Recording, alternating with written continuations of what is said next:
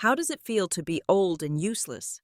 Andrew's voice cut through the Sunday dinner conversation, his laughter sharp as he swirled expensive red wine in the crystal glass I had gifted him last Christmas. Everyone at the table chuckled, everyone except me. I simply smiled, meeting his eyes across my polished oak table, the very one I had helped Victoria and Andrew buy when they first married. How does it feel knowing this old lady won't be paying for your fancy life anymore? I replied softly. The color drained from Andrew's face as quickly as water down a drain. Victoria's hand flew to her mouth. The children froze, forks suspended midair. And just like that, our family dinner table transformed into a battlefield. You won't believe what happened next. My name is Gloria Bennett. At 68, I'm a retired nurse with silver-streaked hair and hands that have held too many lives to count. 12 years ago, I lost my husband John to cancer, a battle that lasted 5 excruciating months. On his hospital bed, with monitors beeping a countdown we pretended not to hear. I made him a promise. "Don't worry about Victoria," I whispered, my hand in his. "I'll make sure she's safe and has everything she needs." His eyes, clouded with medication but still recognizably my John's, held mine. "Don't let them take advantage, Gloria," he said, words slurring slightly. "You always give too much." I dismissed his concern with a kiss on his forehead. "They're family. Family takes care of each other." Family. The word felt different after he was gone. Heavier. A responsibility rather than a comfort. Victoria was devastated at the funeral, clinging to me like she hadn't since she was a little girl with skinned knees. "Mom, I don't know how we're going to make it," she sobbed, mascara tracking down her cheeks. "Andrew's job isn't secure. The mortgage is too much." "Don't worry, sweetheart," I said, rubbing her back. "I'll help until you get on your feet." Until, that was the word I should have remembered. The first mortgage payment was $2,200 in February 2012, 1 month after we buried John. Andrew called me personally to thank me, his voice thick with emotion. "Mrs. Bennett, I can't tell you what this means to us, just until I get promoted. 6 months? Tops." 6 months became a year. A year became 2, back then. Andrew drove a 12-year-old Honda and called me ma'am with genuine respect. He'd come over on weekends to fix my fence or mow my lawn, insisting it was the least he could do. Victoria called twice weekly, bringing the children for Sunday visits. Little Oliver would toddle around my living room while baby Lily slept in my arms, and Victoria would say, "Mom, you're literally saving our lives. We'll pay you back when things get better." I kept a detailed record of every payment in color-coded folders. Blue for mortgage assistance, green for car loans, yellow for school expenses, red for medical bills. A nurse's habit document everything. I never thought I'd need the proof. By 2015, the thank you cards had stopped coming. Andrew's weekend visits became occasions where he'd drink my soda and complain about his boss. Victoria's grateful calls transformed into monthly requests for more help. "Mom, can you pay for Lily's dance classes? It's only $150 a month." "Mom, the kids need new tablets for school." "Mom, our vacation rental got canceled. Can you help us find another place?" The word please disappeared first. Then thank you. Finally. Even can you became, you need to. I never said anything. I remembered my promise to John. I looked at my grandchildren's faces and opened my checkbook again and again. By 2020, Andrew had stopped acknowledging my help entirely. At neighborhood barbecues, he'd boast about their home improvements, the children's private education, his successful lifestyle. When neighbors complimented his shiny black BMW, he'd smile with pride about his financial acumen. Not once did he mention who made the payments. Victoria started defending him instead of me. When I gently suggested they try handling some bills themselves, she'd become irritated. "Mom, you don't understand the pressures Andrew faces at work. The children have routines they're used to. You can't just mess everything up because you're feeling unappreciated." Unappreciated. The word hit like a physical blow. Last Christmas, Andrew gave a speech about his hard work taking care of the family. Victoria posted pictures on Facebook of their expensive gifts with captions about blessed family success. I sat in my small living room afterward, looking at their old thank you cards from 2012, wondering when gratitude had turned into entitlement. But it wasn't just about the money. It was never just about the money. What nobody at that dinner table knew was that I hadn't just been writing checks all these years. I had given up my life for them in ways that went far beyond financial support. When John died, I was offered the position of head nurse at Memorial Hospital, a promotion I'd worked toward for 15 years. The job came with a substantial salary increase and the respect I'd earned through decades of dedication, but it also required longer hours and occasional weekend shifts.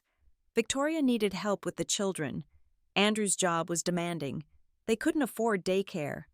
"It's just temporary, Mom," Victoria had said, bouncing baby Lily on her hip, while 4-year-old Oliver clung to her leg. "Once Andrew gets established, we'll figure something out." I declined the promotion, told my supervisor I needed more flexible hours to help with family. Took a part-time position instead, which eventually led to early retirement when the hospital restructured. No one ever knew what that choice cost me. Not just financially, but in terms of my identity, my purpose, my connection to a profession I loved. I'd spend 3 days a week at Victoria and Andrew's home, cooking meals, doing laundry, driving Oliver to preschool, taking Lily to doctor appointments. I'd clean their house while they were at work, stock their refrigerator, tend their garden. On Tuesdays and Thursdays, I'd work my hospital shifts, coming home bone-tired but still stopping at the grocery store to pick up ingredients for meals I could prepare and freeze for them. "You're a lifesaver, Mom," Victoria would say, kissing my cheek as she rushed out the door in her business attire, climbing into the car I helped pay for, heading to the job she could keep because I was there with her children. When did those kisses stop? When did lifesaver become expectation? Years passed, and I watched Oliver and Lily grow. I was there for first steps, first words, first days of school. I bandaged scraped knees, checked for fevers, read bedtime stories. I was the emergency contact on school forms, the one who attended midday recitals when Victoria and Andrew were working. "Grandma, you're the best," Oliver would say, his gap-toothed smile melting my heart. "I love you more than ice cream," Lily would whisper, arms wrapped tight around my neck. Those moments made it all worthwhile. But as the children grew older, I found myself slowly erased from the family narrative. Andrew coached Oliver's baseball team to the championships, Victoria would tell friends, neglecting to mention I was the one who drove Oliver to every practice, washed his uniform, packed his gear. "We got Lily into the best dance academy in the county," Andrew would boast, forgetting who paid the tuition and sat through countless rehearsals. Somehow, I had become invisible present but unseen, essential but unacknowledged. My house is small, a modest 2-bedroom ranch on a quiet street. The furniture is comfortable but worn. The car in my garage is 18 years old with fading paint. The kitchen appliances date back to when John was alive. Every month when I write those checks, I look at the travel magazines piled on my coffee table, the Italian cooking class brochures, the photography workshop pamphlets, the riverboat cruise through Europe that John and I had planned before he got sick. "We'll go when I get better," he'd said, the brochure clutched in his weakening hands. We never went, after he died. I kept the brochure, telling myself that someday I'd go anyway, in his memory. But each time I started to save, Victoria would call with another crisis, another need, another expectation. Across town, Victoria and Andrew live in a 3,500-square-foot home with gleaming hardwood floors and stainless steel appliances. Their spacious backyard features a built-in barbecue and a swing set I bought for the children 3 Christmases ago. Andrew parks his BMW in the circular driveway while Victoria's SUV sits in the 3-car garage. Their children attend Little Mountain Academy, where tuition runs $18,000 annually per child. Oliver plays baseball and takes guitar lessons. Lily dances ballet and learns French. Their clothes come from high-end stores. Their summer camps feature specialized programming. Their birthdays are catered affairs with professional photographers. All of it, every square foot, every activity, every celebration made possible by the monthly payments from my accounts to theirs. By the life I didn't live, so they could live theirs. I didn't begrudge them their comfort. I wanted my daughter and grandchildren to have good lives. But somewhere along the way, comfort became luxury, and my role shifted from supporter to supplier, from mother to ATM. The shift happened so gradually, I barely noticed. A request here, an expectation there. Victoria stopping by just when checks needed to be written. Andrew discussing their investment strategies, while conveniently mentioning a cash flow issue. When exactly did gratitude turn to entitlement? When did they start viewing my support not as a gift, but as an obligation? Perhaps it was the Christmas when Andrew unwrapped the sweater I'd carefully selected and set it aside without comment. Then later asked if I'd forgotten to include a check. Or maybe it was when Victoria explained to friends that I didn't have much else to do with my money since I lived so simply. Or perhaps it was last Thanksgiving, when Andrew raised a toast to family success, while wearing the watch he'd bought himself with money I'd provided for Lily's dental work I later paid for again when the original funds mysteriously disappeared. I kept silent, always silent, the nurse who soothed others while ignoring her own pain. This particular Sunday dinner was meant to celebrate Andrew's promotion to regional manager at his firm. I brought an expensive bottle of wine, Cabernet Sauvignon, his favorite, and a homemade apple pie, still warm from the oven. Victoria greeted me with a quick hug, already distracted by dinner preparations. "Mom, can you check if the table's set properly? Andrew wants everything perfect tonight." I found my grandchildren in the living room. Lily, now 10, looked up from her tablet with a smile that warmed my heart. "Grandma, did you bring pie?" "Apple, just for you," I said, bending to kiss her forehead. Oliver ate in all energy, bounded over. "Grandma, I built this awesome fort in the backyard last week. Want to see?" "Oliver," Victoria called from the kitchen. "Not now. Grandma needs to help with dinner."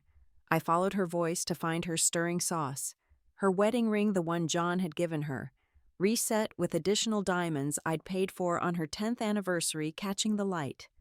"How are you, Mom?" she asked, not looking up from the pot. "I'm well. The garden's coming along nicely." "That's good," she replied, clearly not listening. "Can you take these dishes to the table? Andrew's boss might stop by later, so we need to make a good impression."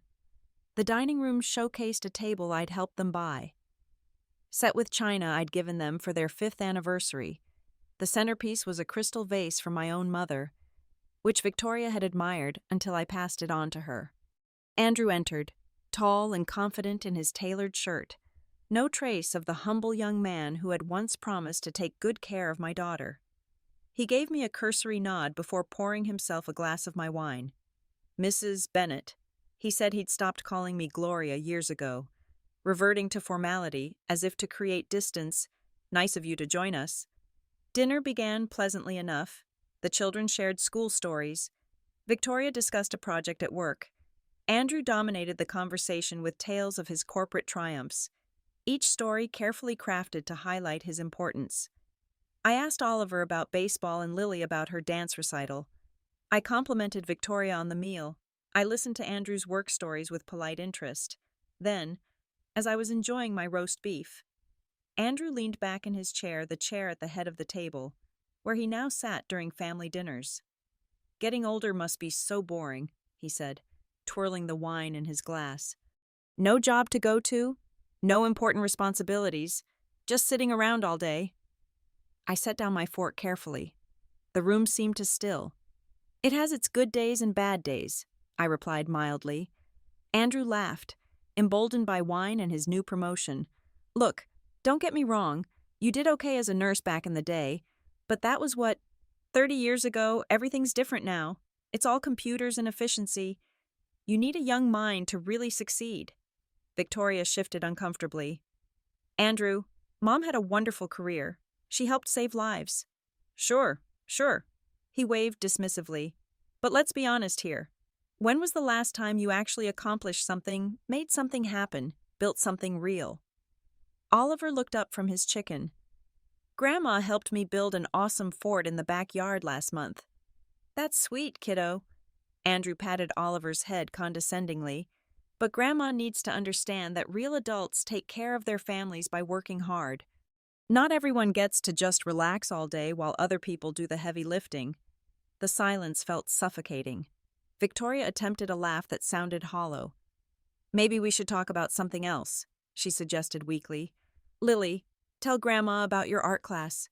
But Andrew wasn't finished. The wine and his new status had loosened his tongue, revealing thoughts he usually kept hidden. Actually, I've been thinking, he continued, gesturing expansively. Now that I'm making real money, like a lot of money, maybe it's time everyone started pulling their own weight around here. I knew exactly what he meant. For 12 long years, I'd been helping them with everything: mortgage payments, car loans, private school tuition, medical bills, 12 years of quiet assistance while watching Andrew spend money as if it grew on trees. Take Victoria, for example, he said, pointing at my daughter. She's been staying home with the kids for so long, living off of, well, let's call it family help. Maybe it's time she got a real job again. Victoria's face flushed crimson. She knew, as I did, that their entire lifestyle was built on my quiet support. The expensive school uniforms hanging by the door, Andrew's shiny car in the driveway, their magazine-worthy kitchen, all of it possible because of my money. Lily, sensing tension, asked in a small voice, "Are we in trouble, Daddy?" "No, sweetheart," Andrew replied. "But it's important to know the difference between people who work hard for their money and people who just gave up trying." He looked directly at me as he spoke. The insult hung in the air like smoke. Victoria reached for her wine glass with trembling hands. The children exchanged worried glances. Andrew leaned forward, feeling emboldened by what he perceived as my usual passive acceptance. "I don't want to be unkind here, Sarah, but someone needs to ask the hard questions. When was the last time you did something that mattered? When did you last feel proud about earning your own way, instead of just existing?" He paused, savoring what he thought was his moment of dominance. "How does it feel to be such a failure?" The question hit me like ice water. Victoria gasped. Oliver dropped his fork with a clatter. Lily began crying quietly, but I didn't flinch. Instead, I took a slow sip of water, set the glass down deliberately, and looked Andrew directly in his smug eyes. "How does it feel?" I said in a calm, clear voice. "To know this failure won't be paying your bills anymore." The color drained from Andrew's face faster than I'd ever seen. Victoria's hand flew to her mouth. The children stared wide-eyed as their father's proud smile crumbled. I continued eating my dinner, cutting each piece of meat with deliberate precision while everyone sat in stunned silence. Outside, darkness was falling over the neighborhood, and I could hear a neighbor's dog barking in the distance. After what felt like an eternity, I wiped my mouth with my napkin, stood up, and kissed Oliver and Lily goodbye. "Thank you for the lovely dinner, Victoria," I said. "It was delicious." I walked to the front door, retrieved my coat from the closet, and stepped into the cool evening air, leaving behind a table of people who were finally beginning to understand what 12 years of silent support had really meant. As I drove home, my hands remained steady on the steering wheel. Despite the storm of emotions inside me, I had finally spoken my truth, and there was no going back. The only question was, what would happen next? The 20-minute drive home passed in complete silence. No radio, no phone calls, just the rhythmic sound of tires on asphalt and my own thoughts keeping me company. My hands remained steady on the steering wheel, a nurse's hands, trained to stay calm in crisis. Inside, though, a hurricane was brewing. I pulled into my driveway, the motion sensor light illuminating the modest home I'd lived in for 35 years. John and I had bought it when Victoria was just 7, planning to upgrade once she was through college. Instead, I'd stayed, watching the neighborhood change around me while my house remained frozen in time, much like my role in my daughter's life. Inside, I hung my coat in the hallway closet and walked straight to my office. The room smelled of old books and the lemon polish I used on the wooden furniture. I switched on my favorite brass lamp, its warm glow illuminating 12 years of meticulously organized file cabinets. A nurse's habit document everything, record all treatments, medications, reactions, track every intervention and outcome. I'd approached my family's financial health with the same clinical precision. I opened the first drawer labeled 2012-2015. The folders were organized by color: blue for mortgage assistance, green for car loans, yellow for school costs, red for medical bills, purple for miscellaneous expenses that had somehow become regular obligations. The first mortgage payment, $200 in February 2012. Then the same in March and April, and every month since. I spread the papers across my oak desk, arranging them in neat chronological rows under the lamplight. $200 every month for 144 months. The calculator showed $316,800 just for mortgage payments alone. Next came the car payments, Andrew's BMW lease, Victoria's SUV loan, $850 monthly for 10 years, another $102,000. The numbers grew as I worked through each category. Private school bills filled an entire drawer.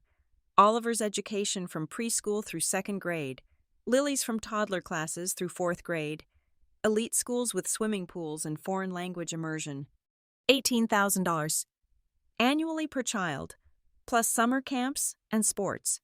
12 years of educational expenses, $288,000. Medical bills when Andrew was between jobs, dental work for the children, emergency room visits, Victoria's therapy after her depression 3 years ago. Therapy she'd abandoned after I'd paid for 6 months in advance. $6,000 yearly for 12 years, $72,000. Hidden behind insurance papers, I found vacation receipts, Disney World in 2018, a European cruise in 2020, ski trips to Aspen, Christmas presents, emergency car repairs, kitchen renovations, another $55,000 in just this once assistance. The final figure made me sink back in my leather chair. $853,800. Nearly $1 million. For the first time since John's funeral, I felt the full weight of that bedside promise. "Don't worry about Victoria," I'd whispered to my dying husband. "I'll make sure she's safe and has everything she needs." I remembered Victoria's tears at the funeral, her fear about the mortgage they couldn't afford on their own, how grateful she'd been initially, calling weekly to express thanks, sending homemade cookies, bringing the grandchildren for Sunday visits. When had the thank yous stopped? When had my help transformed from something special I chose to give into something they simply expected? I pulled out my own financial statements, the ones showing what I'd sacrificed for them, my dwindling savings account, the discontinued retirement contributions, the 18-year-old truck in my garage while Andrew drove luxury vehicles, the travel magazines I collected but never used because Victoria always needed just a little help this month, the lady from church who'd stopped asking me to dinner because I was always busy helping family, the photography club I'd quit when Oliver's baseball schedule conflicted, the book club that went on without me while I attended Lily's dance rehearsals because Victoria and Andrew were networking. I'd given them almost $1 million in 12 years of my own dreams. But what haunted me most wasn't captured in these financial records. It was what no one had noticed or acknowledged. The quiet sacrifices that couldn't be tallied on a calculator. I opened my personal journal, something I'd kept since nursing school. Flipping through the pages, I found entries that told a different kind of accounting. April 15, 2012. Turned down head nurse position today. Victoria needs help with the children while Andrew focuses on his career. The timing isn't right. Maybe next year. June 3, 2013. Canceled my art class again. Oliver has baseball. And Victoria has that important presentation. John would want me to help. September 20th, 2014, Doctor. Michael's called about returning to full-time nursing. Hospital needs experienced staff. Had to decline. Who would pick up the children from school, Victoria says. Andrew's on the verge of a breakthrough at work. December 12th, 2016. Eleanor invited me to that Mediterranean cruise. 65th birthday celebration with the nursing crew. Can't go. Victoria and Andrew are renovating their kitchen, and the children need somewhere to stay during construction. Maybe next time. Page after page documented the gradual erosion of my own life.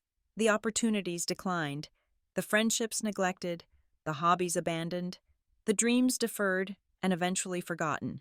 What Andrew didn't understand, what Victoria had forgotten, was that I hadn't given up trying.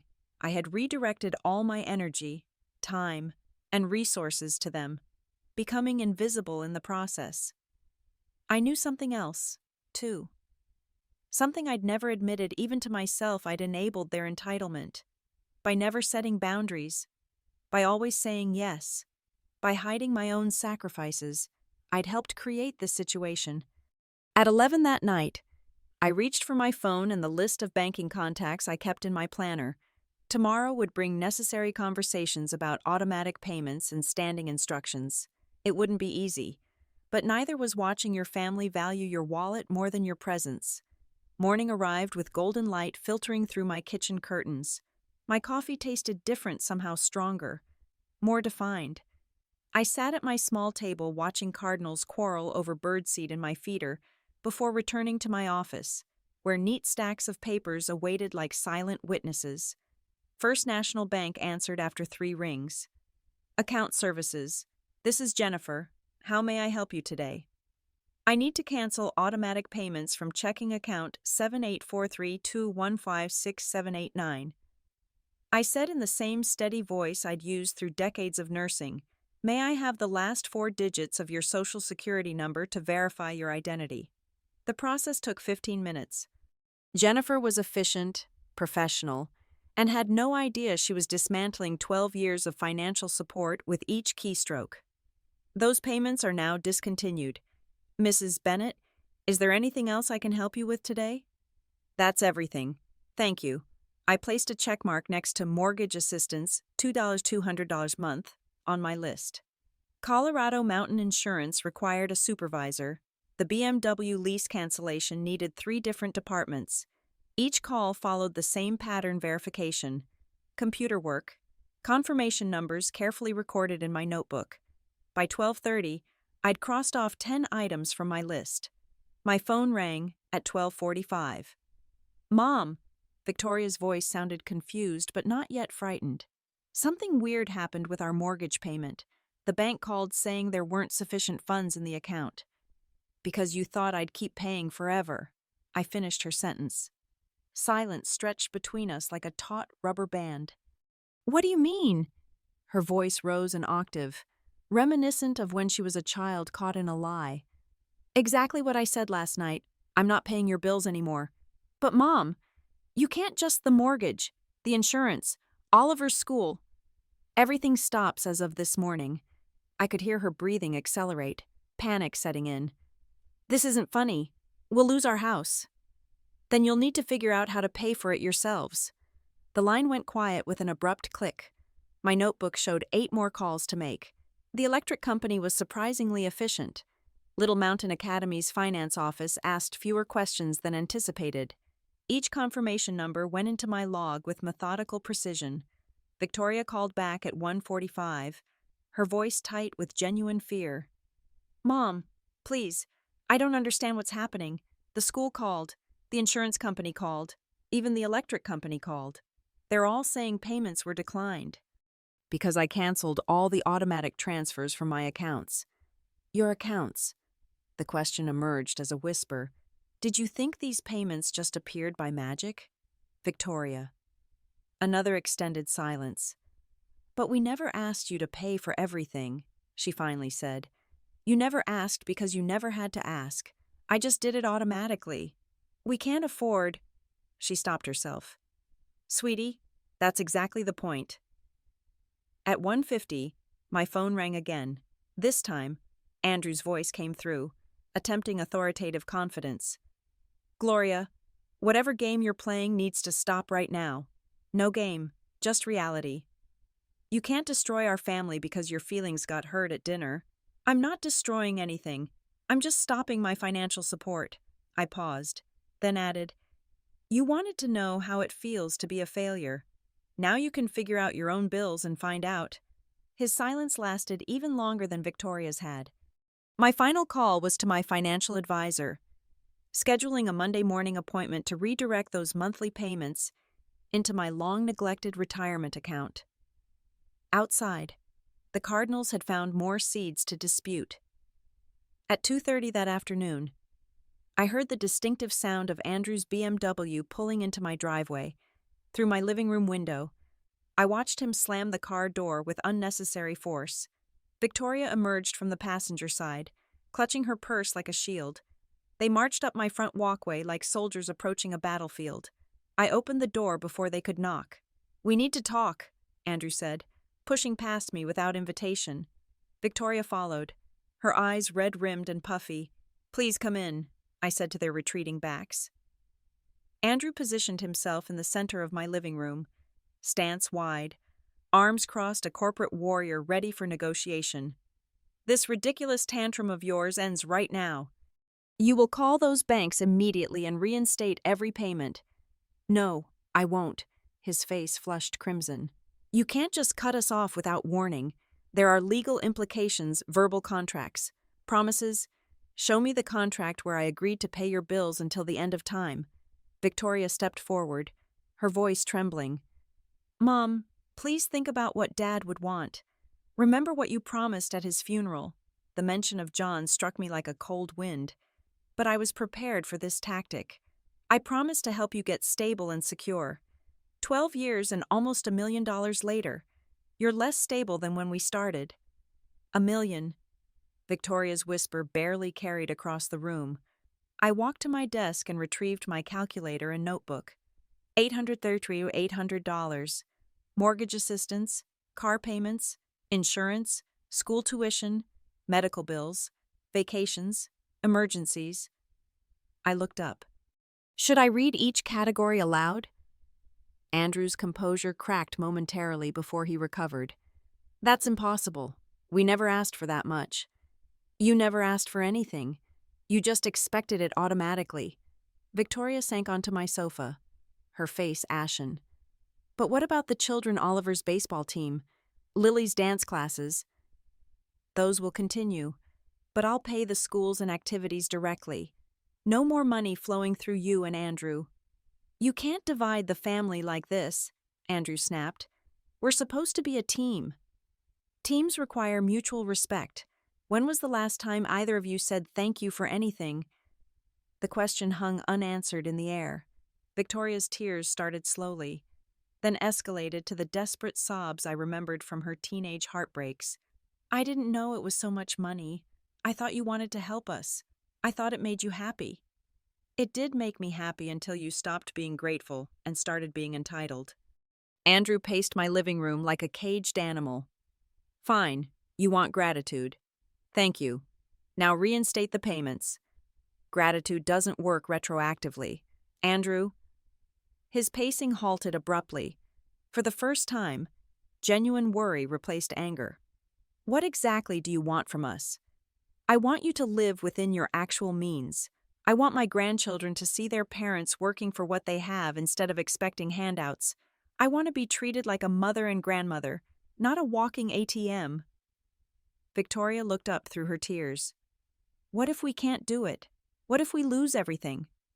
Then you'll learn what failure actually feels like." The silence was palpable. Andrew squared his shoulders, attempting to reclaim his corporate confidence. "We'll see about this. There are lawyers who help when elderly parents become financially abusive." I smiled at that. "Please call them.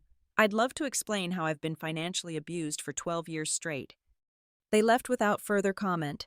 Andrew's BMW roared down the street with excessive acceleration. I stood at my window watching them disappear around the corner and realized my hands were trembling. Complete silence filled my house. I collapsed into my leather chair, the one John had given me for our 15th anniversary, and stared at our wedding photo on the mantel. Victoria as a glowing bride, Andrew in his humble polka dot tie, John's proud face beside mine. That picture was from 2010. Andrew had worked at a small insurance office then, driven a 12-year-old Honda, and addressed me as ma'am with genuine respect. Mrs. Bennett, he'd said during our first private conversation. I want you to know I'll take good care of Victoria. I may not have much right now, but I'm working hard to build something worthy of your daughter. The sincerity in his voice had seemed authentic. I'd believed every word. 3 years later, John was gone. Cancer took him in 5 brutal months, leaving Victoria heartbroken and Andrew struggling to maintain their modest mortgage on his entry-level salary. The 2012 recession was hitting hard, and his company was downsizing. At John's funeral, Victoria had collapsed against me. Mom, I don't know how we'll make it. Andrew's job isn't secure. The house payment is too much. Don't worry, sweetie, I'd whispered while holding my grieving daughter. I'll help until you both get stable. Until you get stable, not forever. Those first years, Andrew's gratitude had been overwhelming. Handwritten thank you notes, weekend visits where he'd repair my fence or trim my hedges. Victoria called twice weekly just to check in, bringing the children for Sunday dinners at my house. Mom, you're literally saving our lives, she'd say with tears in her eyes. We'll pay you back when things improve. The first mortgage assistance, $200 monthly, just until Andrew's promotion comes through. The car loan help $350 monthly, just until we build some savings from the house refinance. Oliver's private school tuition, $500 monthly, just for kindergarten to give him a strong foundation. Each just until became permanent and expected. Each temporary assistance transformed into a perpetual entitlement. By 2015, the thank you notes had stopped arriving. Andrew's weekend visits became occasional appearances where he'd consume my refreshments and complain about his supervisor. Victoria's grateful calls evolved into monthly requests for additional help. Mom, can you cover Lily's swim lessons? It's only $200 a month. Mom, the kids need new winter coats and boots. Mom, our vacation plans changed. Can you help us find a different resort? The word please vanished first. Then, thank you. Finally, even can you morphed into we need you to. By 2020, Andrew had ceased acknowledging my assistance entirely. At community gatherings, he'd boast about home improvements, the children's prestigious education, his successful lifestyle. When neighbors complimented his luxury vehicle, he'd smile with pride about his financial acumen. Victoria began defending him rather than appreciating me. When I gently suggested they attempt managing some expenses independently, she'd become irritated and dismissive. Mom, you don't understand how modern families operate. Andrew has enormous pressure at work. The children have established routines. You can't disrupt everything because you're feeling unappreciated. Unappreciated. That word had stabbed deeper than she knew. Last Christmas, neither had mentioned my financial contributions. Andrew delivered a speech about his diligent work supporting the family. Victoria shared social media photos of their expensive gifts with captions about blessed family prosperity. I'd sat in my modest living room, examining their early thank you cards from 2012, wondering when gratitude had transformed into expectation. Now, watching darkness descend over my front yard, I understood what John would have truly wanted. Not endless enabling that never ceased, but dignity and respect. Not unlimited generosity, but being valued for more than my checkbook. In the distance, a phone began ringing again. I let it go to voicemail. 4 days passed like dominoes falling in slow motion. Monday morning brought the first official notices in the mail. Victoria called at 10:15, her voice thin with panic. Mom, they're saying our mortgage payment failed. There's an $85 penalty fee. The bank wants $2 and $285 by Wednesday, or they'll initiate foreclosure proceedings. I said nothing. The silence stretched until she disconnected. By lunchtime, Andrew's BMW leasing company had left 3 increasingly urgent voicemails about their missed $750 payment. Victoria's SUV loan, another $420 monthly, returned with a $60 penalty. Their homeowner's insurance was canceled at $400 when the automatic payment failed completely. Tuesday brought deeper troubles, like floodwaters rising. Victoria called again, Andrew shouting indistinctly in the background. "We can't cover everything," her voice cracked. "I applied at McDonald's, Walmart, and 4 restaurants. Even if I'm hired immediately, they're only offering $11 an hour. That's barely $1,800 monthly before taxes." For the first time in 12 years, she was calculating survival mathematics. Wednesday afternoon, I drove past Little Mountain Academy during dismissal. Oliver and Lily stood with other children whose tuition had been paid promptly. The school had contacted Victoria that morning demanding $3,600 immediately, or the children would be withdrawn by Friday. That evening, my neighbor Mrs. Garcia mentioned overhearing raised voices from Victoria's house during her evening walk. "Sounds like financial difficulties," she said sadly. The husband was shouting something about credit cards being completely maxed out. Thursday brought the major collapse. Victoria's 4th call came at 3:45 in the afternoon. "Mom, please." Her voice had lost its demanding edge, replaced by something I hadn't heard in years: humility. "I went to 6 job interviews yesterday: Burger King, a housekeeping service, 2 grocery stores. They all want recent employment references. I haven't worked since 2012. I remained silent. Andrew tried paying the mortgage yesterday. Our checking account has $2,400. The payment is $2,285. He paid it, then realized we couldn't buy groceries, cover utilities, or fuel the cars. He had to cancel the payment. Still, I said nothing. The leasing company scheduled someone to repossess Andrew's car on Monday unless we pay $750, plus a $250 reinstatement fee. More silence from me. "Mom?" Her voice became tiny. "I think we're going to lose everything." "Yes," I said quietly. "You probably will." She began sobbing, then deep, painful cries that reminded me of adolescent heartbreaks. But this wasn't teenage drama. These were adult consequences for adult choices. Friday morning, I sat in my office reviewing my revised financial plan. Those monthly payments would now fund the European riverboat cruise John and I had planned before his diagnosis, the Italian cooking classes, the photography workshop in Ireland. My phone rang at 12:45.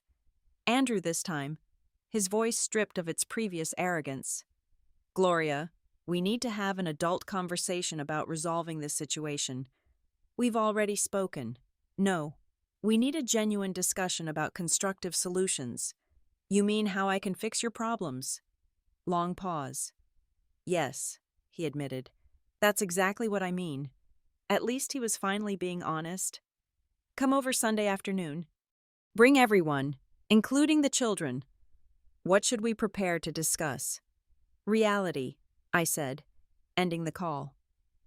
Outside my window, the first spring crocuses were pushing through the soil, tiny splashes of purple and yellow against the dark earth. Monday morning, my friend Helen from the grocery store called, concern evident in her voice. "Gloria, I heard something troubling yesterday. Andrew was at Allie's restaurant telling people you've cut off your family without warning, said you're forcing the grandchildren out of private school because you're upset about some minor disagreement." I set my coffee cup down deliberately. "What exactly did he tell people?" "Called it financial abandonment of innocent grandchildren. Used a lot of corporate terminology. Made it sound like you're punishing Victoria for something trivial." By Tuesday, Victoria had contacted John's brother, Uncle Jim. He called that afternoon, his tone disapproving. "Victoria says you've abandoned them when they need help most." She was crying. "Gloria, the children don't understand why Grandma doesn't love them anymore." "Did she mention the $833,800 I've given them over 12 years? Extended silence. "She what? Almost $1 million? Gym, mortgage payments, car loans, private school tuition, insurance, medical expenses, vacations every single month for 12 years? That can't possibly be accurate. I have documentation for every penny." The following morning, My phone rang. Lily's little voice came through, sounding rehearsed. "Grandma, Mommy says we might lose our house because you don't want to help us anymore. Did we do something really bad?" My heart constricted, but I kept my voice gentle. "You didn't do anything wrong. Sweetheart, would you like me to pick you up for ice cream this afternoon? Mommy says you might say no to everything now." I never say no to ice cream with my favorite granddaughter. That afternoon at Sunny's ice cream parlor, Lily's scripted sadness melted away as she described her science project. When I returned her home, Victoria watched from the window, her calculating gaze unmistakable. Wednesday brought more direct confrontation. Linda Murphy, a longtime neighbor, approached me at the post office. "Gloria Bennett, I'm ashamed of you," she announced loudly enough for several bystanders to overhear. "Cutting off your own daughter when she needs you most. What would John think?" I regarded her calmly. John would think 12 years and almost $1 million was generous enough. Linda's righteous indignation faltered. $1 million. $830,000.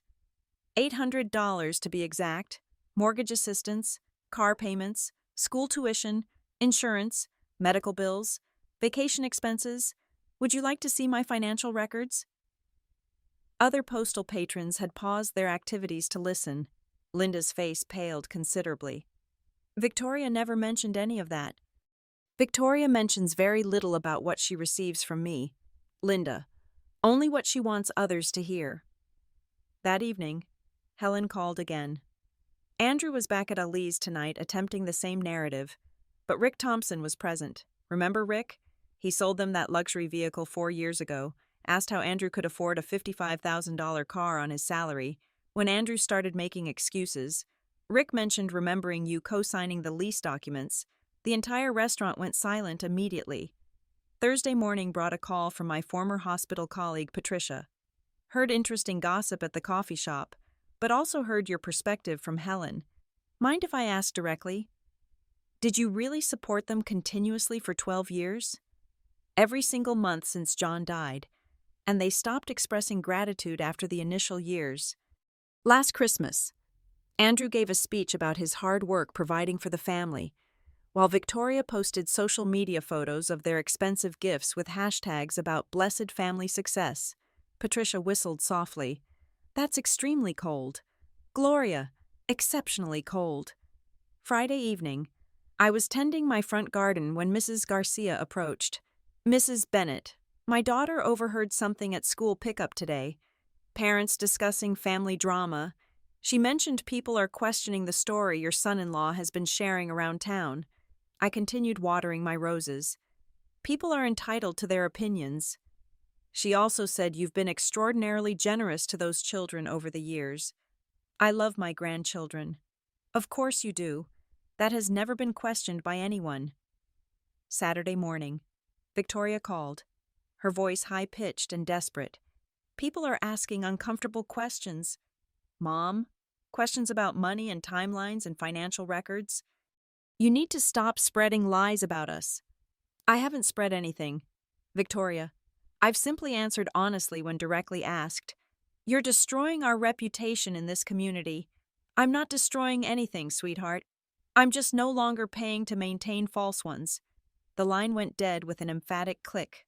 Sunday arrived with clear skies and the knowledge that by afternoon, we'd all be facing each other in my living room. But now, the entire community would be watching and listening. The family meeting never materialized. By Monday morning, reality had made other arrangements. Helen called me at 9:30. "Gloria, I saw a foreclosure notice posted on Victoria's front door yesterday evening. Large official document from the county courthouse." I placed my coffee cup carefully on the kitchen table. 30 days. They had 30 days to produce $9,125. 4 months of missed mortgage payments plus penalties and legal fees. Tuesday morning brought more significant changes. Andrew's BMW had vanished from their driveway, replaced by a 12-year-old gray Honda Civic. Mrs. Garcia mentioned seeing Andrew at the Honda dealership looking utterly defeated while Victoria completed paperwork for a much more modest vehicle. "The monthly savings must be substantial," she observed quietly. That luxury lease was probably costing them nearly $900 monthly. Wednesday afternoon. I stopped by Ferguson's grocery and spotted Victoria behind Register 3, wearing a blue employee vest with a name tag, scanning items with mechanical precision. When Mrs. May Patterson entered her checkout line, Victoria's face flushed scarlet. "Victoria, dear, I didn't realize you were working here now." "Started Monday," Victoria replied softly, avoiding eye contact. "Paper or plastic bag?" Her shift ended at 7:00. I watched through the large front windows as she walked to the old gray Honda, shoulders slumped with exhaustion. That evening, my phone rang. Oliver's voice came through small but clear. "Grandma, Mom and Dad are fighting again. Really loud this time." "What are they arguing about, buddy?" "Money stuff. Dad said Mom's job doesn't pay enough to help. Mom said Dad never made enough money either. Then they said mean things about you." My heart tightened. "What kind of mean things?" "That you ruined everything on purpose." His voice dropped to a whisper. But then Mom started crying and said maybe they ruined it themselves. Thursday morning. During my daily walk, I passed their house and heard raised voices through the open kitchen window. 10 hours on my feet, for almost nothing. Never appreciated what we had. Your pride got us into this mess. 12 years of free handouts, and now? The argument terminated abruptly, replaced by a door slamming and Andrew's Honda starting with an angry revving of the engine. That afternoon, Lily arrived at my doorstep, her customary cheerfulness replaced by obvious concern. "Grandma, why is everything so different now?" I settled her at my kitchen table with chocolate chip cookies and cold milk. "What feels different to you, sweetheart?" "Mom's always tired and sad. Dad gets angry about everything. They talk about losing our house. Oliver heard them say we might have to change schools." She dunked a cookie halfway into her milk, watching it soften. "Everyone's fighting all the time. How do you feel about all that?" "Scared, but also—" She hesitated, staring at her milk. "Also like, maybe they should have said thank you more often." Out of the mouths of children comes wisdom adults have forgotten. Friday evening. I was reading in my office when the doorbell rang. Andrew stood alone on my front porch. His corporate confidence had evaporated completely. His typically immaculate shirt was wrinkled, his tie loosened, his face etched with a weariness I'd never witnessed before. "Gloria, I need to speak with you. Just us, adult to adult." I invited him into my living room, the same space where he'd demanded I reinstate all payments just 3 weeks earlier. He sat heavily in my armchair, hands clasped tightly between his knees. "The foreclosure is real. 30 days to secure the funds." He stared at the floor. "Victoria is working 45 hours weekly for $12.50 hourly, after taxes. That's approximately $1,200 monthly. I'm bringing home about $4,200 after deductions. The mortgage alone is $2,285. He finally looked up, something resembling humility in his expression. "We can't make it work, Gloria. Not even close. We never could. Could we, without your assistance?" "No," I said quietly. "You never could. I've been thinking about something you said regarding earning respect versus expecting it." His voice cracked slightly. "I never truly earned anything, did I? The house, the vehicles, the children's elite education, none of it was genuinely mine through effort. What do you want from me, Andrew? I want to know if there's a path forward from this disaster, not returning to previous arrangements, but progressing towards something better and more honest." Outside, streetlights began illuminating our quiet neighborhood as darkness descended. Saturday afternoon. I was organizing financial documents when the doorbell rang again. Victoria stood on my porch still wearing her grocery store uniform. Her face was tear-streaked, her expression one of complete exhaustion. "Mom, please, we need to discuss Oliver and Lily." She appeared fundamentally altered, diminished somehow. The entitled confidence I'd observed growing over 12 years had crumbled entirely, revealing the frightened daughter I remembered from John's funeral. I invited her into my living room. She collapsed into the same chair Andrew had occupied the previous evening, hands trembling as she removed her employee name tag. 6 days, she whispered, like confessing a secret. 6 days until foreclosure proceedings begin. Oliver keeps asking if we're really going to lose our home. Lily had nightmares last night about moving to unfamiliar places. What do you want from me? Victoria. I want my children to have stability. I want them to finish the school year with their friends. I want Lily to sleep through the night without crying about leaving her bedroom. She looked up with eyes devoid of manipulation or calculation, only raw maternal fear. I've been working 45 hours weekly on my feet, scanning groceries for people who used to be social acquaintances. Yesterday, Mrs. Rodriguez came through my checkout line and asked why I was employed there. I wanted to disappear from humiliation. But you didn't hide. No. I smiled professionally and asked, paper or plastic? Because I finally understand what work means, what earning means, what you've been trying to teach us all along. She dabbed her eyes with a tissue from her purse. Andrew told me about your conversation yesterday. He said you asked if there was a way forward. There might be, but it would require significant changes from both of you. Tell me what you want. I leaned forward. I'll pay Oliver and Lily's tuition directly to Little Mountain Academy. I'll cover their clothing, medical expenses, extracurricular activities, and music lessons. I'll establish college savings accounts for both of them. Victoria's expression brightened with the first hope I'd seen in weeks. But, I continued firmly, I won't pay your mortgage, vehicle payments, insurance, or any adult lifestyle expenses. You and Andrew will live within your actual means, period. We can do that. We'll relocate to a smaller residence, something genuinely affordable. There's more to my offer. I want public acknowledgement of the 12 years and $800 I've provided. I want sincere public apologies for the disrespect and entitlement. I want genuine gratitude, not just when you need something. Victoria's face crumpled. Andrew will never agree to public apologies. His pride won't permit it. Then his pride is more important than his children's stability and security. We sat in complete silence while she absorbed this reality. What kind of public acknowledgement do you require? A letter to the community news explaining how I've supported your family and expressing gratitude for my generosity. An honest social media post about 12 years of financial assistance. Face-to-face apologies to the people you've deceived over the past 3 weeks. And if we do this, all of it, the children will have educational security and their grandmother's love. We'll have a relationship with you based on honesty and mutual respect, but also a lifestyle constrained by what Andrew and I actually earn together. Victoria covered her face as if hiding. I don't know if I can convince him to do it. You have 24 hours to decide. After that, my offer disappears permanently. She rose slowly, her uniform wrinkled from the long workday. At my front door, she turned back. Mom, thank you for still caring about Oliver and Lily, even when you're angry with us. I never stopped caring about any of you. Victoria, I just stopped enabling your poor decisions. After she departed in the old gray Honda, I sat watching the evening news.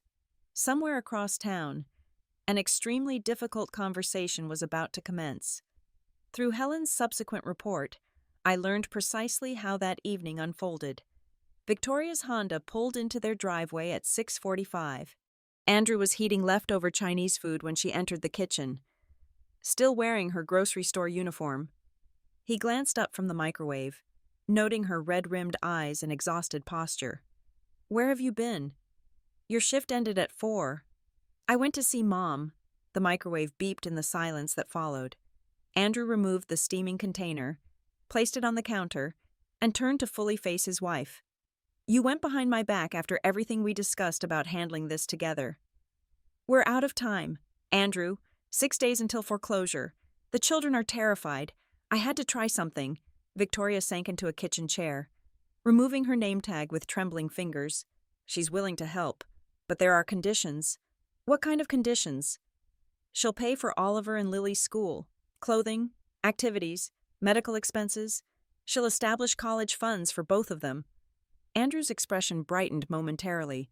That's excellent. When does she reinstate the mortgage payments? She doesn't. We have to live on what we actually earn. His momentary hope vanished instantly. That's impossible. Victoria, you know our expenses exceed our income. She wants something else, too. Victoria's voice dropped almost to a whisper. Public apologies. Acknowledgement of the 12 years and $833. 800 she supported us. Andrew's complexion went from pale to crimson. She wants me to publicly humiliate myself, admit I've been what a charity case. Andrew, she spent nearly $1 million on us. $1 million. Do you comprehend what that means? It means she chose to help family. That's what mothers do. Victoria stood abruptly, her uniform stained with food residue. No, that's what saints do, and we treated her like an ATM machine. From upstairs came Oliver's voice. Mom, Dad, why are you yelling again? Both parents paused, realizing their voices had escalated. Lily appeared at the top of the stairs in pink pajamas, rubbing sleepy eyes. Are you fighting about Grandma again? Victoria ascended the stairs to comfort her daughter while Andrew paced the kitchen, hands clenched into fists. When Victoria returned 25 minutes later, she found him staring at the foreclosure notice on the counter. I won't do it, he said without looking up. I won't stand before our neighbors and admit I'm a failure who couldn't provide for his own family. Then what's your solution? Where will we live? Where will the children attend school?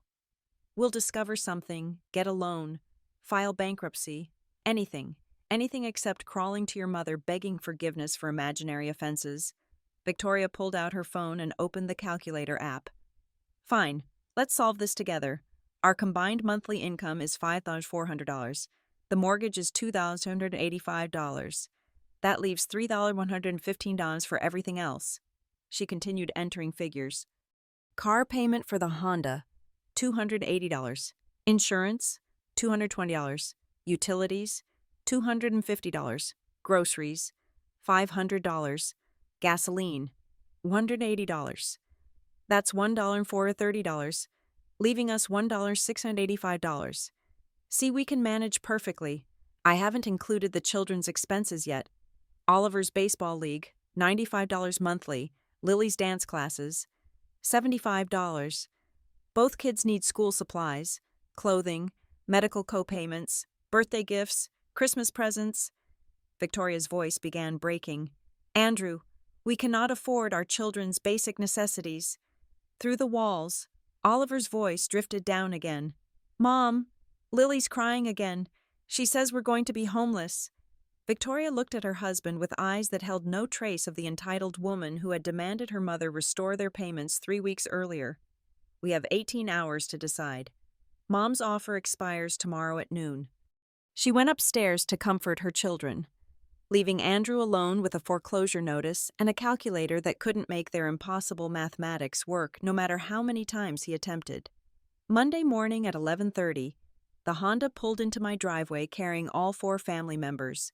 Through my front window, I watched Andrew emerge from the passenger side with the demeanor of someone who'd spent the night contemplating ceiling patterns.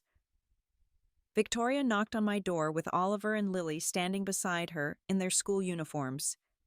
Andrew stood behind them, his business shirt wrinkled, eyes reddened from exhaustion. Mom, we need to accept your offer, all of it. I invited them into my living room. The children settled on my sofa while Victoria took the same chair she'd occupied Saturday. Andrew remained standing, hands clasped behind his back like a soldier awaiting orders. The bank called this morning, Victoria continued. Foreclosure proceedings begin at 4 hours this afternoon unless we pay $9,125. We don't have it, Lily tugged my sleeve. Grandma, are we really going to lose our house? Not if I can help it, sweetheart.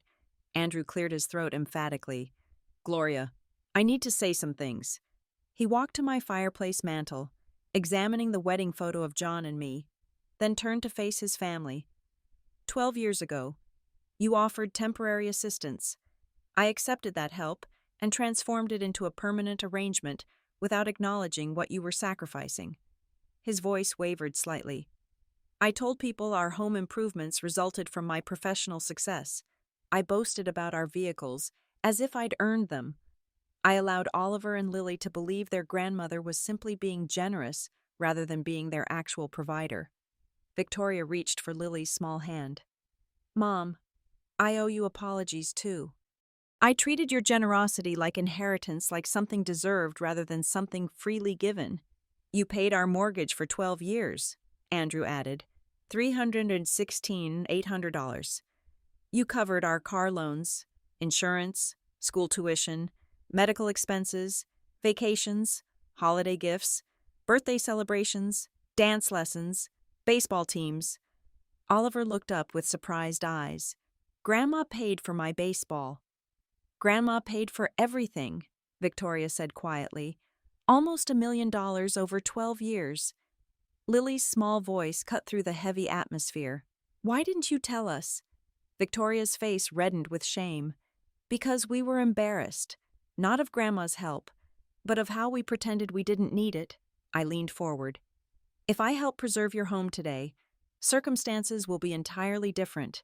I'll pay Oliver and Lily's tuition directly to Little Mountain Academy.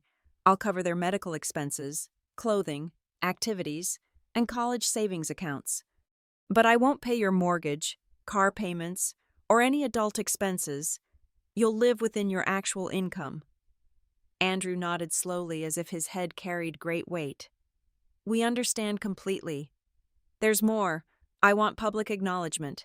A letter to the community news thanking me for 12 years of support. Social media posts expressing genuine gratitude. Face-to-face apologies to the neighbors you've misled. When do you want this completed? Andrew asked. This week? Before Saturday. Andrew's jaw tightened, but he nodded again. What else do you require? Monthly family dinners here at my home, not to monitor your finances, but to maintain proper relationships, to remember that family means respect, not entitlement. I stood and walked to my desk, retrieving my checkbook. I'm calling First National Bank to arrange an emergency payment, but this is the final mortgage payment I'll ever make for you. After today, you succeed or fail based on your own income. As I dialed the bank, I heard Lily whisper to her mother, Are we going to be okay now? Victoria's response was soft but certain. Yes, sweetheart, we're going to be just fine. For the first time in 12 years, I believed she was absolutely correct. The next morning, Andrew's letter appeared in the community news. To our friends and neighbors, I write today with a difficult confession. For 12 years, my mother-in-law, Gloria Bennett, has financially supported our family with extraordinary generosity, paying our mortgage, vehicle loans, children's education, and numerous other expenses totaling over $800,000. Rather than expressing appropriate gratitude, I allowed pride to convince me these contributions were somehow my achievement. I spoke of financial success that wasn't mine. I claimed credit for a lifestyle I hadn't earned. The truth is simple: without Gloria's selfless giving, we would never have maintained our home, our children's education, or our standard of living. When she recently and justifiably ended this support, we faced immediate financial crisis, revealing just how dependent we had become. This letter serves both as public acknowledgement of her incredible generosity and as my sincere apology for failing to properly appreciate it. I am working to become truly self-sufficient and to demonstrate genuine gratitude not just through words, but through actions worthy of such extraordinary kindness, with humility and respect. Andrew Martinez. Victoria's social media post appeared simultaneously. Some difficult truths need sharing. For 12 years after my father's death, my mother, Gloria Bennett, has financially supported our family, paying our mortgage, cars, children's education, and countless other expenses totaling over $800,000 a year. Instead of showing proper gratitude, we grew entitled and took her generosity for granted. When she recently stopped this support, we faced immediate crisis, revealing how dependent we'd become. I'm working at Ferguson's Grocery now, learning the value of earning what we have. Mom will continue supporting her grandchildren directly, but Andrew and I are finally taking responsibility for our own lives. I share this not for sympathy, but as public acknowledgement of her incredible generosity and my sincere apology for failing to appreciate it properly. Hard truths. Gratitude. Learning. Late. The post included a photo of Victoria in her grocery store uniform beside Andrew in front of their home, both looking appropriately humbled but resolute. That afternoon, they visited neighbors who had heard Andrew's earlier mischaracterizations, apologizing face-to-face for their deception. Some conversations were awkward, others tearful, but each represented another step toward honest living. By Saturday, the community understood our family's true situation. There were judgmental whispers, certainly, but also unexpected support. Mrs. Garcia organized meals for Victoria's long workdays. Mr. Thompson offered Andrew financial counseling. Lily's dance instructor provided scholarship assistance. Oliver's baseball coach arranged carpooling to accommodate their reduced circumstances. The mortgage payment cleared. The foreclosure was averted, but the journey toward genuine change had only begun. 4 months later, on the 4th Saturday of October, they arrived for our monthly family dinner precisely at 3 Huzares. Victoria had been promoted to assistant manager at Ferguson's Grocery, earning $17.25 hourly. Andrew had learned to manage their household budget without expecting financial miracles. Grandma. Lily bounded through my front door in her soccer uniform, grass stains on her knees and a shiny medal around her neck. Look what I won at the tournament. That's wonderful, sweetheart. Tell me about your winning goal. While Lily described her athletic triumph, Oliver proudly showed me his report card, straight A's with a note from his teacher praising his improved attitude and confidence. Victoria placed a thick manila folder on my coffee table. Mom, here's this month's budget review. We're covering the mortgage, utilities, groceries, and car payment entirely from our combined salaries. We've even established a small emergency fund. Andrew, who 4 months earlier couldn't meet my gaze, now joined our conversations with genuine respect. Gloria, I'd appreciate your advice regarding a potential promotion opportunity. The regional manager position might become available next quarter. It offers better compensation but requires occasional travel. I wanted to ensure Victoria and I could manage the children's schedules if I'm periodically away. I opened my own folder, organized with typical nursing precision. Oliver's soccer league fee paid directly to Colorado Youth Sports. Lily's piano lessons arranged through Mountain Music Academy. Both children's dental checkups scheduled next month, covered under my supplemental insurance plan. Victoria smiled with an authenticity I hadn't witnessed in years. Mom, I can't adequately express my gratitude for maintaining their stability while we learn to become responsible adults. Speaking of responsibility, Andrew added, we completed the community service hours Judge Martinez assigned after our public apology letters. Volunteering at the homeless shelter was genuinely enlightening. We encountered families truly struggling, not merely living beyond their means as we were. Lily tugged my sleeve. Grandma, can we show you the thank you cards we made at school? Both children presented construction paper cards decorated with glitter and heartfelt messages. Oliver's read, Thank you for taking care of us, even when Mom and Dad forgot to say please. Lily's was simpler, but perfect. I love you, Grandma. You're the best. These weren't coached expressions or guilt-motivated apologies. These were authentic feelings from children who finally understood what love and security truly meant. There's something else, Victoria said quietly. Andrew and I have been discussing eventually purchasing a smaller house, something we can genuinely afford on our income. Not immediately, but perhaps in 3 years after building substantial savings. That sounds like excellent planning, Andrew nodded with appropriate pride. We want to demonstrate we can stand independently, not because we don't appreciate your help with the children, but because we need to respect what you've already provided. As the afternoon progressed, Oliver asked the question that perfectly summarized everything. Grandma, are you proud of us now? I looked around my living room at my daughter, who had learned the genuine value of work, my son-in-law, who had swallowed his pride for his children's sake, and my grandchildren, who finally understood gratitude. Yes, Oliver, I'm very Very proud of all of you." They departed as sunset painted the sky in amber and gold, Lily's hand in mine as I walked them to their car, the same Honda that had replaced the luxury BMW. Somehow it looked less like a downgrade and more like a choice made with wisdom, watching their taillights disappear down my street. I realized John would have been proud too, not of the money I'd spent or the control I'd finally exercised, but of the family we'd become when respect replaced entitlement and love replaced exploitation. The revenge I'd sought wasn't punishment at all. It was transformation. And sometimes, that's the sweetest justice of all.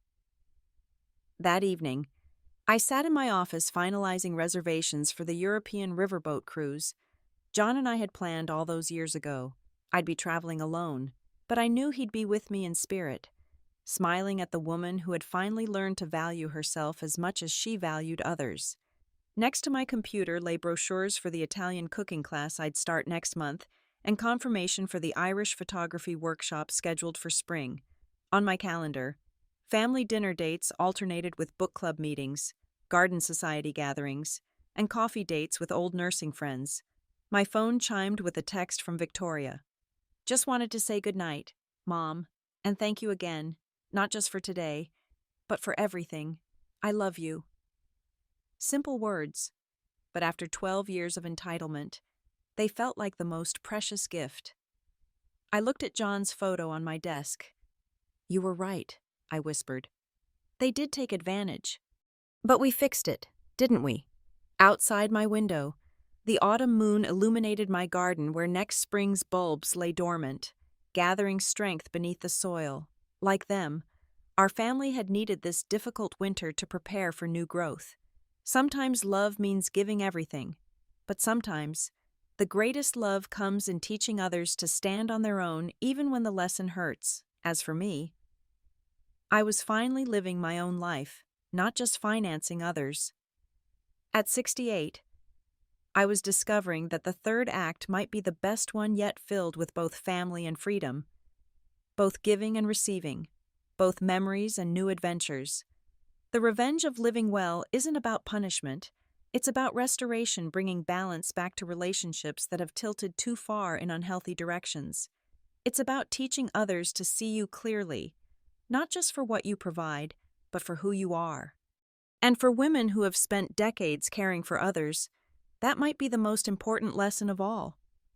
Your worth isn't measured in what you give. It's inherent in who you are. The next morning, I woke to find a small envelope slipped under my door. Inside was a drawing from Lily, a family portrait with all of us holding hands, standing beside a tree loaded with hearts instead of leaves. At the bottom, in her careful third-grade handwriting, she had written, "Our family is growing better. Love, Lily." Out of the mouths of babes comes the simplest truth: growth often hurts,